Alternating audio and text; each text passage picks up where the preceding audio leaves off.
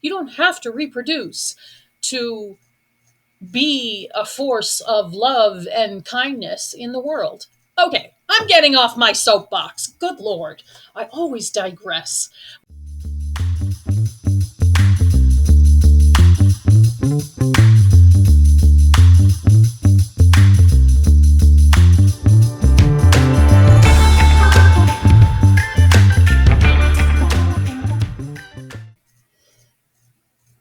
Hey guys, I'm Devin Harrington, the average Gen Xer. Welcome back to my channel. If you're new here, I thank you so much for stopping by. You know I would love it if you would do all the things, like, comment, subscribe. I would so appreciate it. So, okay, on this channel, I talk about a couple of different topics, and today we are continuing our look at the book No Kids 40 Good Reasons Not to Have Children by French psychoanalyst Corinne Maier. She also has two adult kids of her own.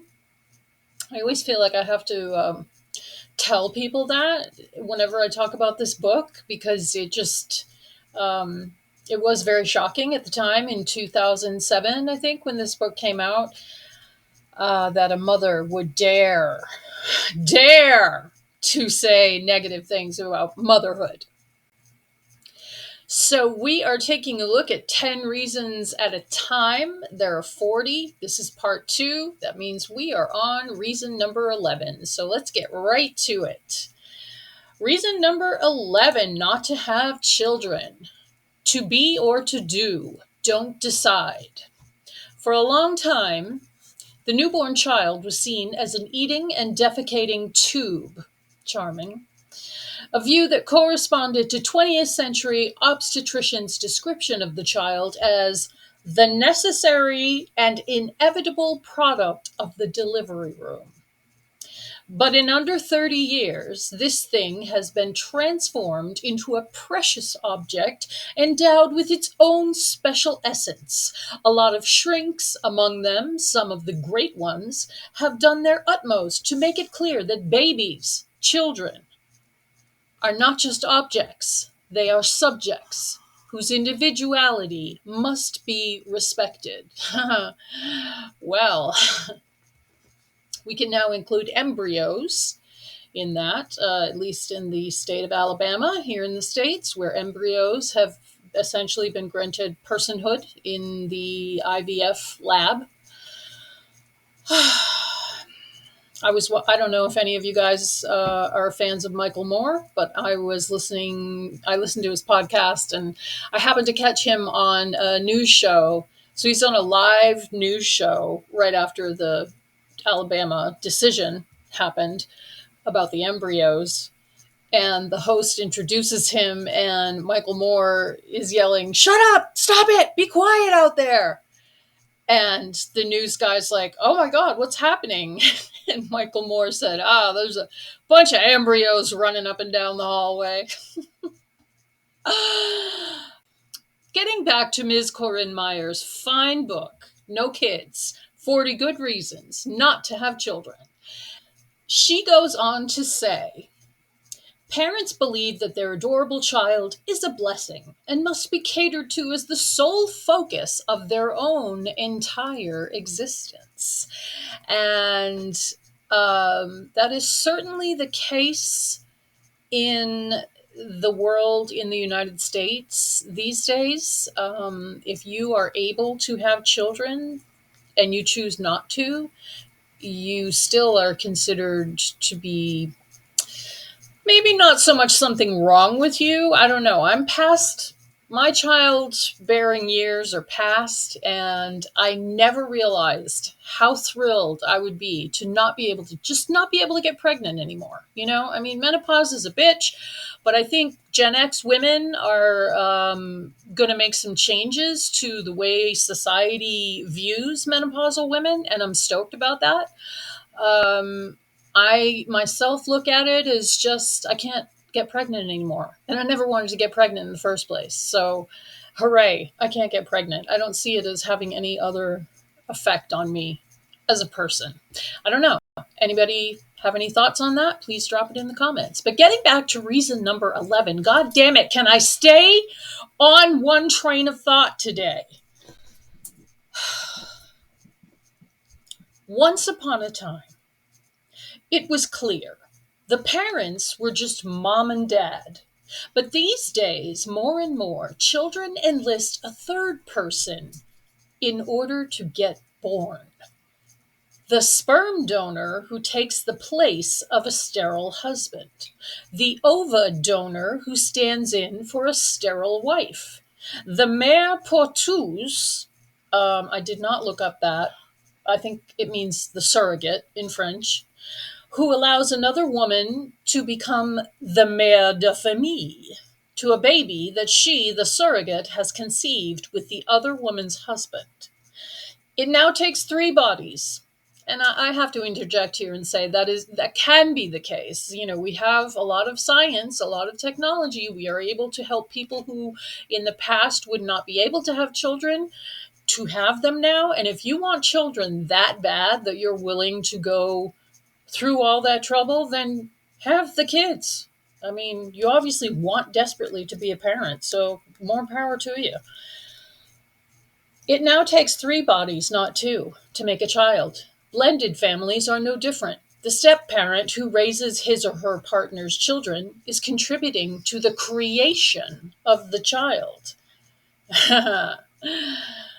As someone who grew up from the age of 8 with a stepfather who was not the best choice for my mom or her children, I can say that is true, that the step parent really does mold the child if you become the step parent early enough in the kid's life. And I'm not saying that's always a good thing. So, who is the actual parent? It's all frightfully complicated.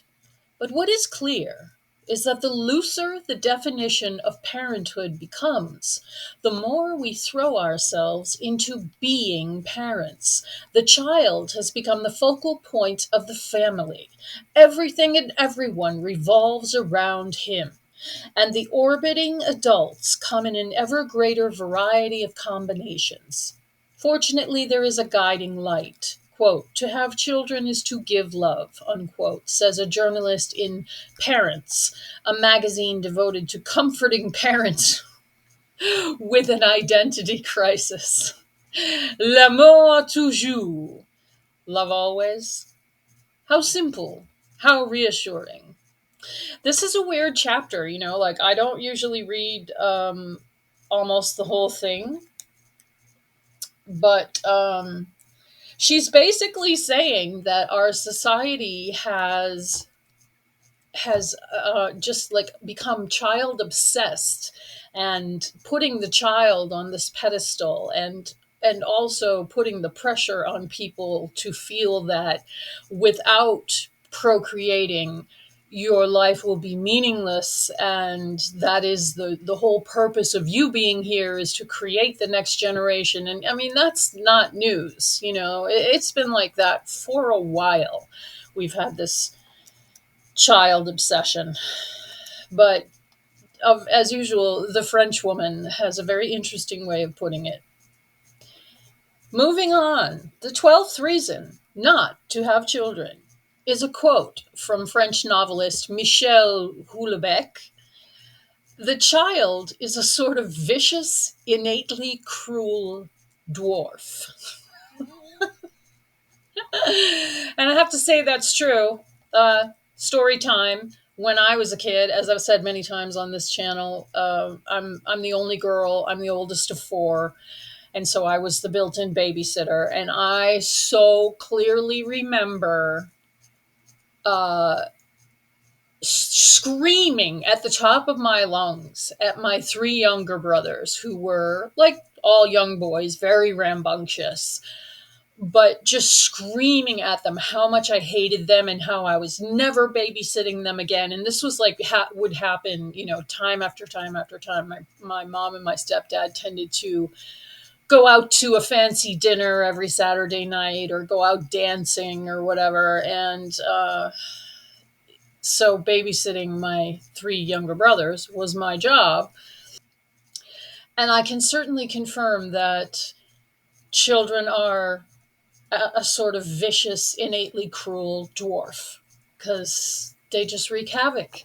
They wreak freaking havoc and they scream bloody murder. Anyway, getting on here. Our contemporary concept of the child was largely shaped by Jean Jacques Rousseau, the 18th century writer who, by the way, unloaded his own children into an orphanage, very sensibly celebrated the connection between the child and the savage.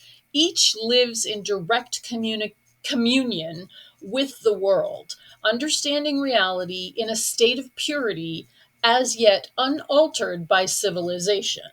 And that is true. You know, kids are innocent and everything is new to them and everything is to be learned. And it does make them wild and crazy.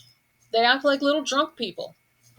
And I think a lot of people become parents not understanding what the chaos that they are getting themselves into. Corinne goes on, let me be serious for a moment. St. Augustine said, the child's innocence is vested in the weakness of its limbs, not its will. Unquote. Children are like dogs. If they were 2 or 3 times bigger, they would be ferocious beasts, your very worst enemies. A lot of little kids you see interviewed on TV admit their ambition to grow up so that they can get even with their teachers, beat up their friends, and even kill authority figures. It is the subject of the movie Honey, I Blew Up the Kid. A distraught scientist, after a lab accident, watches his 2-year-old son grow several meters tall and spread terror throughout the neighborhood.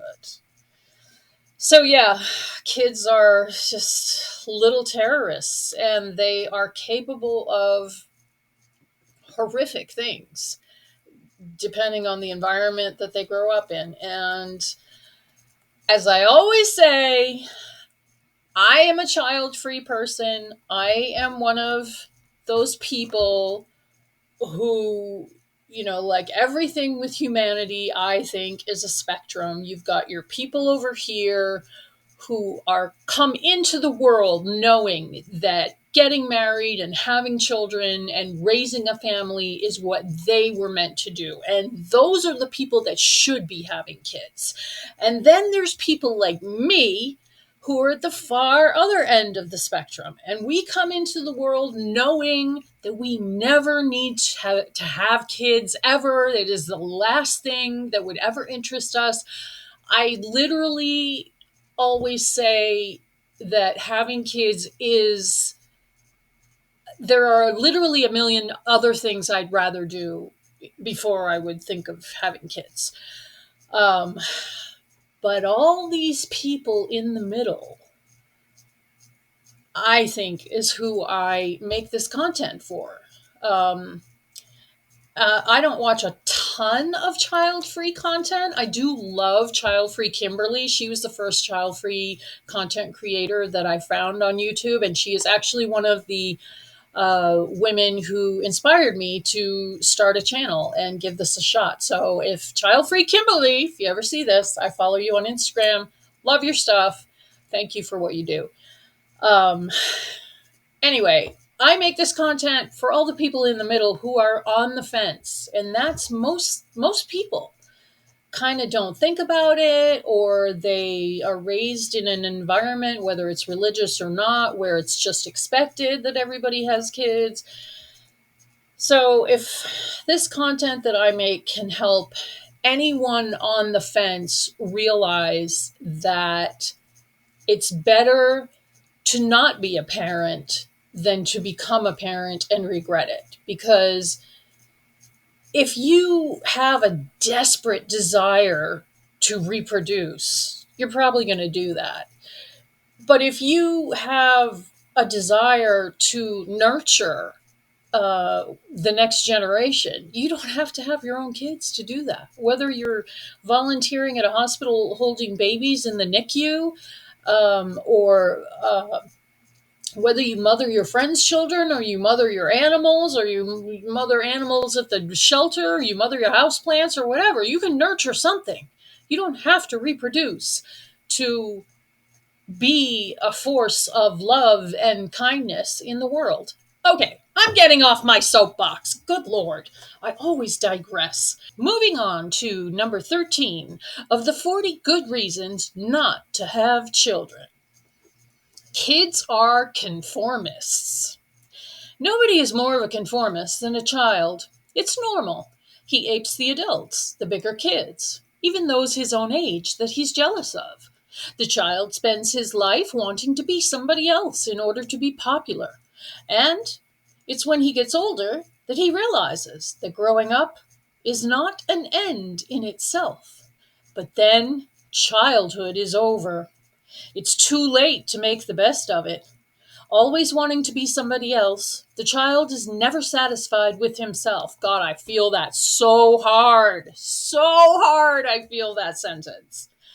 Always wanting to be somebody else. For me, it was, I wanted to be, the prettier, skinnier, richer version of myself so I could do all the things that I wanted to do, which was ballet and competitive horseback riding. Kids detest being different. They hate it when their parents do anything that draws attention to them. I would say probably that, as a broad generalization, that's probably true. Kids, it's the amygdala, the ancient part of our brain that tells us that stay with the group, you're safer there. And I think, in my humble opinion, that's where we get that need to conform and to, not be the one looking different or weird when we're kids. Corinne goes on, while children are still small, society expects from them a blind obedience to the rules and to discipline, daycare, school. These are just links in the immense chain of control over the bodies and souls that make up the world. There's really no essential difference between a daycare and the workplace. One looks after the child, and the other after the grown-up. So true. Children probably see this as normal. A heated room of their own, a timetable to follow, a cafeteria, some pals, a made-to-measure Lilliputian dream. So what I get from this is that what is the point of raising more cogs in the machine? And I don't know if that's what Corinne meant by this chapter, but that is definitely something that I have thought about in not wanting to have kids. Why does the world need more useless consumers, basically? If you have any thoughts about that, I would love to hear them. Moving on to number 14. Kids are a treasure, and they will cost you one. Hell yeah. If I had kids, there's no way I could have 2 dogs and a horse. I couldn't even have 2 dogs, never mind 2 dogs and a horse. Crazy. I definitely could not have a horse if I had kids, unless I had a rich husband. Children cost a fortune. They are among the most expensive purchases the average consumer can make in a lifetime. In monetary terms alone, they cost more than a high-end luxury car, a world cruise, or a 2-room apartment in Paris. Children have to be fed, clothed, housed, and looked after, their school fees paid, and all of this can go on for 18 to 25 years, sometimes even 30. We know that it comes out to around 20 to 30% of the average income, but curiously, despite the wealth of statisticians, including some whose job it is to examine the cost of children, we don't have exact figures. In fact, there is a conspiracy among natalists those committed ideologues who are convinced that France needs babies to ensure a model country, a model that, as everybody knows, would wither irrevocably if it were to be deprived of its own offspring.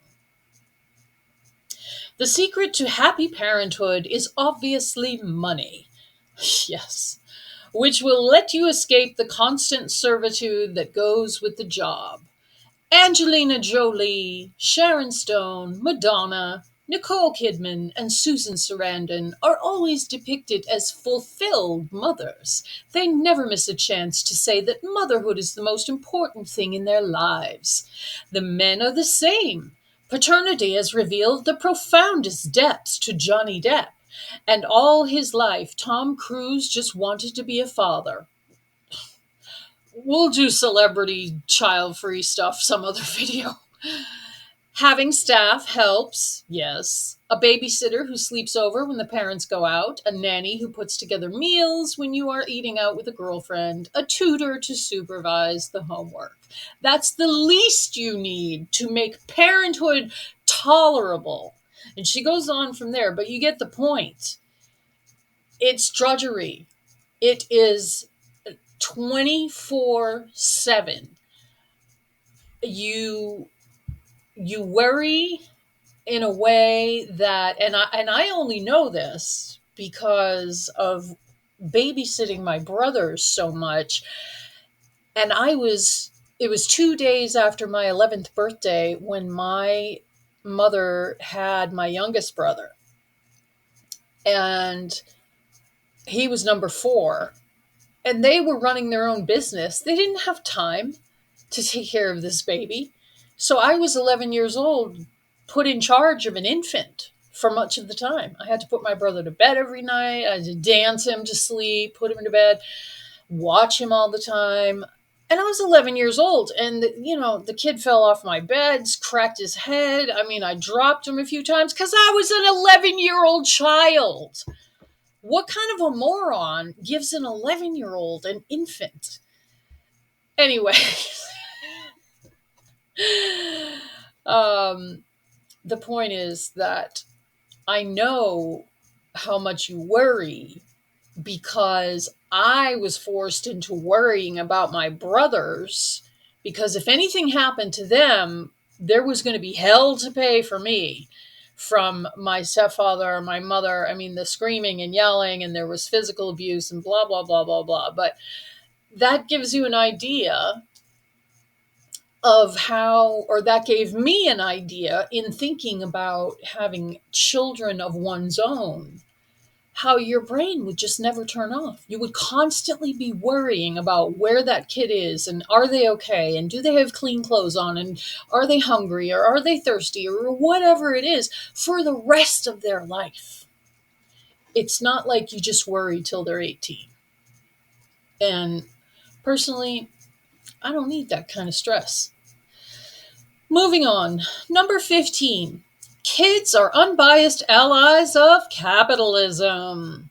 Consumption is the foundation of parenthood. You have to equip yourself with a fantastic catalog of stuff if you're going to be a parent worthy of the name. A cradle, a playpen, a crib, a car seat, a high chair, a carriage, a folding stroller, a baby sling, diapers, clothes, bottle warmers, bottle sterilizers, ointments, creams, baby wipes, a changing table. And that's all I have to say about that, because I wonder how many of us child-free folks are also kind of OCD about neatness. I know that I don't like clutter. I don't like mess. I don't like noise. I don't like things not in the place where they're supposed to be. I like tidiness and neatness. And I like things to be clean. And I like to be quiet. And I grew up in a house with 3 siblings, younger boys, and I just remember like crying to my mother all the time that there was so much stuff everywhere. So, and I knew to have kids would mean that you give up that, because I grew up in that chaotic house. So if you're thinking about having kids, be aware that it's, basically like your whole life explodes and there's a mess everywhere, unless you have the money to pay for help. Moving on to number 16 in the 40 good reasons not to have children. A brain teaser: how to keep kids busy. A few years ago, the Brits gave us a humorous and very British masterpiece entitled 101 Uses for a Dead Cat. 101 Uses for a Living Kid requires a lot more imagination. In the old days, kids played in the street and in vacant lots, amusing each other for hours. And I, as most Gen Xers, can relate to that. You went home when the streetlights came on, or my stepfather used to whistle out the back porch, or your parents would call your names. But we were all over the neighborhood, running all over the place, no supervision, feral kids. It was great. Getting into all kinds of trouble, having all kinds of adventures, no phones in our hands, no internet. It was a much simpler time. Anyway, now when you have kids, you can't do that because you got to worry that on every corner is a freaking pedophile. Because according to the registries, there is.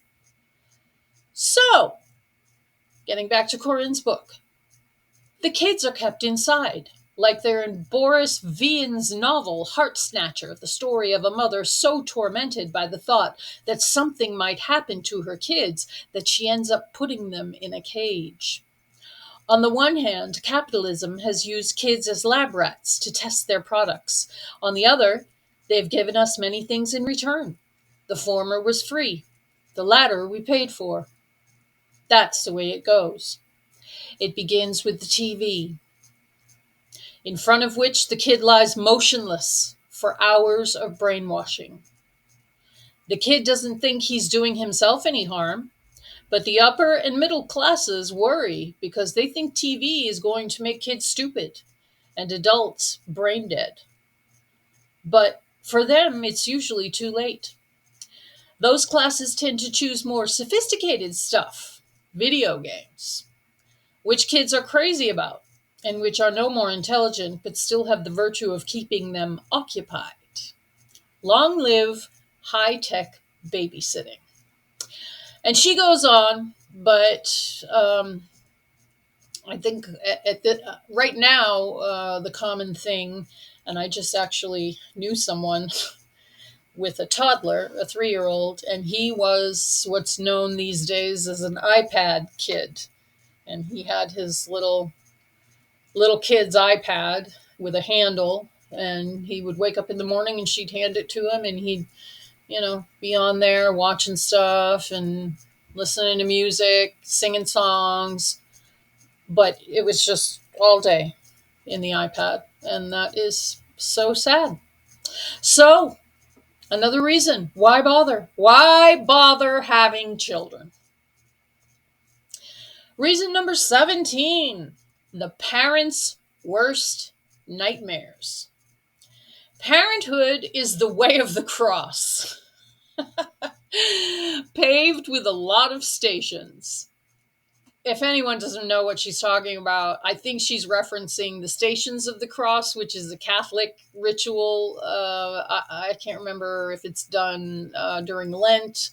And it's we learned it in Catholic school, and it's just a whole big thing. And you go from one, that's literally like following Jesus on the way up to Calvary Hill to be crucified. It's, if you know anything about the Stations of the Cross, let me know, because it's totally crazy. I thought it was the most bizarre thing when I was a child learning the way of the cross.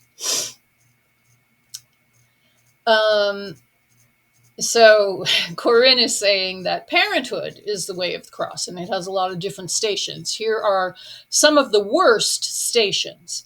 Disney World, a town full of idiotic cartoons dominated by underpaid people dressed up like ducks. Water parks, where plastic-looking fish have been trained to jump to music in pools that stink of chlorine. the grocery superstore on a Saturday morning when you have to stock the fridge for the week. And she goes on to describe grocery shopping with small children who want everything and grab stuff, and what a fucking nightmare it is. Another station of the cross. That wretched little park with a few scraps of green that is the only kind of urban playground left for kids. On weekends, it's almost impossible to escape taking the kids there. They're like dogs. They go nuts if they can't get out. Further stations of the cross as a parent. McDonald's, where you're served foul, greasy food in a cheap Formica environment where they give away trinkets as prizes. The kids' 4-star restaurant is the parents' gulag. The only good side, it's over quickly. Yeah, ain't that the truth? And she goes on, but basically she's saying, you have to go to all those shitty kid places.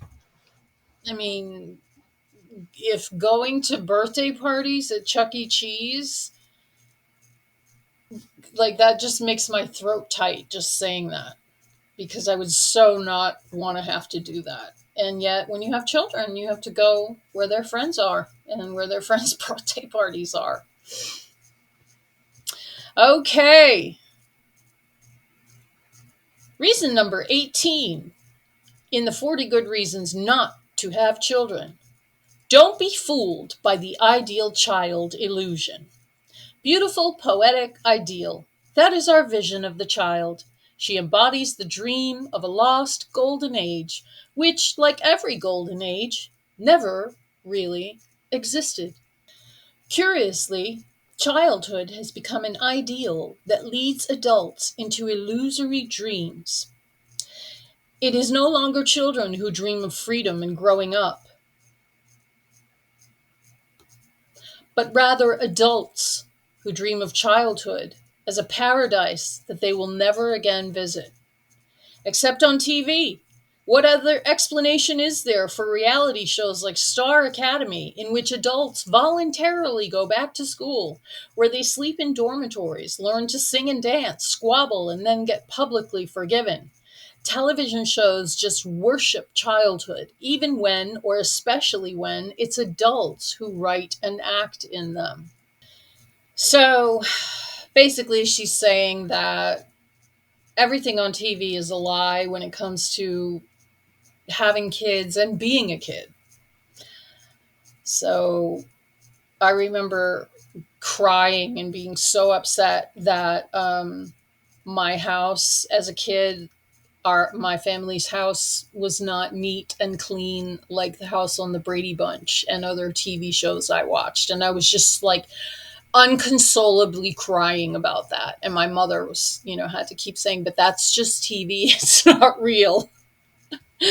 So don't get your ideas about what it's going to be like to be a parent from television, basically. All right, reason number 19. Your kid will always disappoint you. The child is such sweet revenge. We procreate in order to exact revenge on a disappointing life. We are convinced we can save our child from the mistakes that we believed victimized us. Even worse, mistakes can happen, of course, and to avoid them, mothers are driven to produce the ideal baby. It's a genuine mission, and it means work. Countless families, convinced that their child is brighter than average, get her IQ measured at the age of 4 and start hunting down the perfect school that will then let their future Einstein's brilliance emerge. And yet, the pediatrician W.D. Winnicott warns that what a child needs is a mother who is just sufficiently good. Anything more would be too much. The good mother mustn't take things too seriously. And this is where it gets difficult. If you can have a sense of humor about it all, you'll be able to tolerate the idea that your kid is not perfect. No kid is perfect. And you can be sure that the more parents dream of perfection, the more the child is going to let them down. And that is yet another reason why I am not the sort of person that should have kids, because I am too caught up in my head, wanting things to be a certain way, and I just I could not have the chaos and the amount of letting go that you have to do in order to let children be who they are. I just couldn't do it. And a lot of people that have kids can't do it, which is why they raise neurotic little monsters. And here we are at the halfway point, number 20 of the 40 good reasons not to have children. The horror of becoming a merdouf. And that is a French word, which I will put on the screen. And it is a word that has entered French popular lingo much the same way that soccer mom entered North American English. And for the same reason, because it defines a new category of person who is instantly identifiable. The word merdouf, French speakers recognize it instantly as a contraction of mère de famille, the traditional phrase for a full-time mother, a housewife, a woman who makes mothering her career. But the contraction turns it into something that sounds like a combination of merde and ouf, carrying, and those words mean shit is merde and ouf is egg. So carrying the implication that these patriotic megamoms are egg shitters. Oh, God. And this is a quote from Corinne Maier's book. It means a woman who has children, so she no longer cares about anything else. Okay. Merdouf is the popular current colloquialism for mère de famille, implying that to be a mère de famille, you are above all, well, a mère de famille. Merdouf, she has a job, of course, but that is for financial reasons, and also because, as a way of life, being a mère de famille is not very fulfilling. Her own mother can testify to this. The majority of 40-year-olds of my generation were brought up by this kind of woman, a mère de famille, a woman who committed herself to housework and the raising of the children and was completely frustrated by the emptiness of her life. Chronic fatigue, loneliness, disappointment, overeating, obsession with her children. Often fat and spilling out of their disgraceful old clothes, our mothers were nags. The modern merdouf has sworn to herself that she'll do better. So merdouf is a modern version of the housewife in France. But nothing has really changed because the merdouf's main job is still the kids. And she goes on to say, the merdouf doesn't work on Wednesdays because that is the day that she organizes all the kids' stuff, drives one to a birthday party, another to a karate class. She's always nibbling a bit from the meals she's going to serve them, but she's also thinking about going on a diet and drinks mineral water. She doesn't have a whole lot to talk about since she spends most of her weekend looking after Lily, Matthew, and Jeremy. Whenever you try to draw her into a conversation on topics of interest to non-parents, she starts going on about her son's performance at school, her daughter's artistic gifts, and the comparative virtues of the schools in the suburbs. In short, people are going to avoid her like the plague. Except other merdoufs, who understand that the child is a sacrament which requires sacrifice, the giving of one's entire self. And I would probably say in America, the term mombi is the equivalent instead of zombie, mom, zombie, mombi. So just another reason why I could never do it. Didn't want to be a mombi. Well, We slogged our way through 10 more reasons. And if you made it to the end of this video, props to you. And props to all of you guys for getting us past 500 subscribers. I am so, so, so grateful to every one of you and everyone who stops by to watch my silly ranting. I really appreciate it. And I will see you guys in the next video.